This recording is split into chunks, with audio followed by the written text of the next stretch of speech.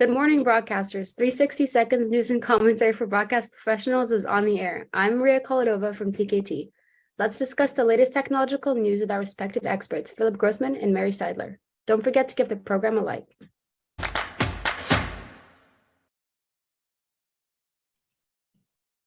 Telos Axia Altus brings the features of a traditional console to a desktop and laptop computers, tablets, smartphones running any model web browser.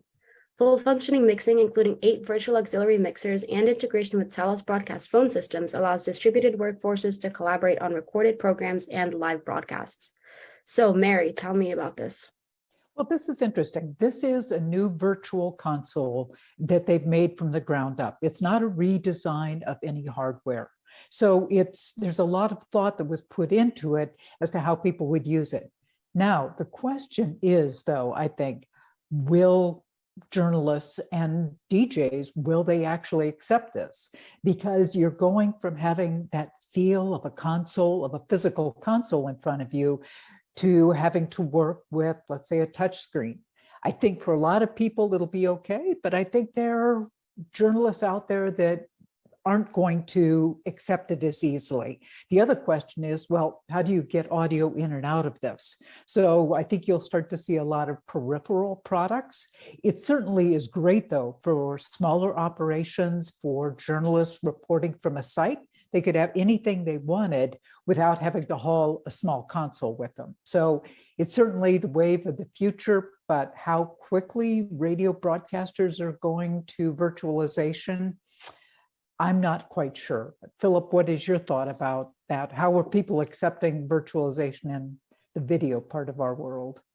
Well, I think they're accepting it well. The question I always had, and the adoption has always been on these virtual interfaces, is, on a touchscreen. We're used to using iPads and moving things around. And I admit occasionally when I'm on my laptop, I go to touch the screen because I'm so used to doing that. But in the audio world, used to seeing these giant audio consoles and people riding the faders and stuff. Does that happen? Are people going to, do they really need to do that? Is that just something that was a thing of the past because we didn't have automations that maybe we have automations today? Is it going to be easier? And you're really just making minor adjustments on that touch screen or with that mouse, because obviously with a mouse, you can only move one at a time. With a touch screen, I guess you could move multiple sliders. I mean, how does the audio world, how does that work? Is it, again, riding those sliders, or is it really just making the adjustments once, fine-tuning them once you've got them set? I think it's force of habit. I think for a lot of people, we're just used to using the console. It's almost a comfort.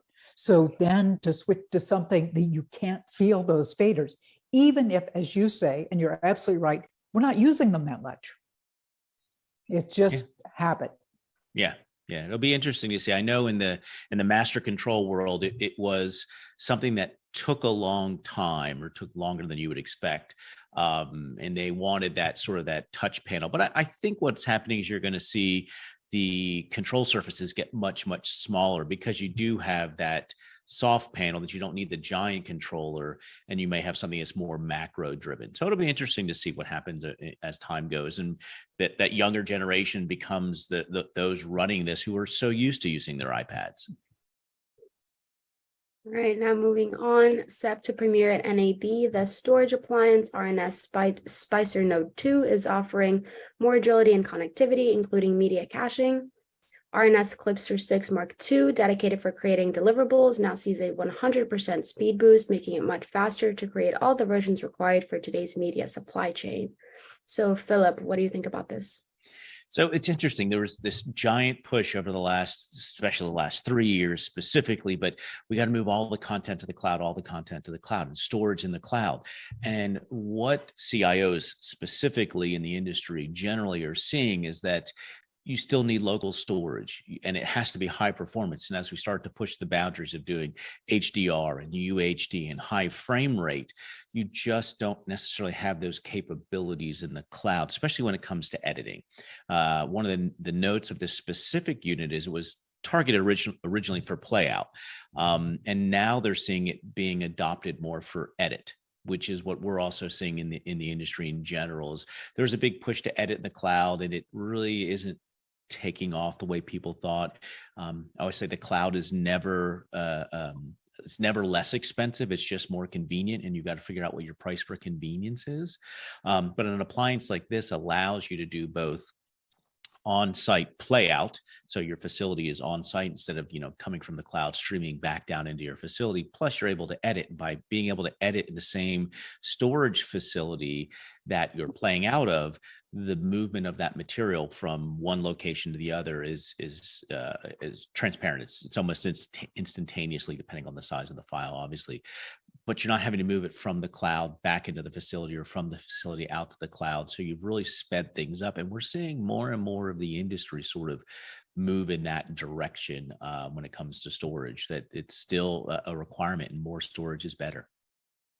Okay, well, that's all the time we have today. Many thanks to our experts, Philip and Mary, and don't forget to comment on the news that we've discussed. See you next Monday at the same time. Goodbye.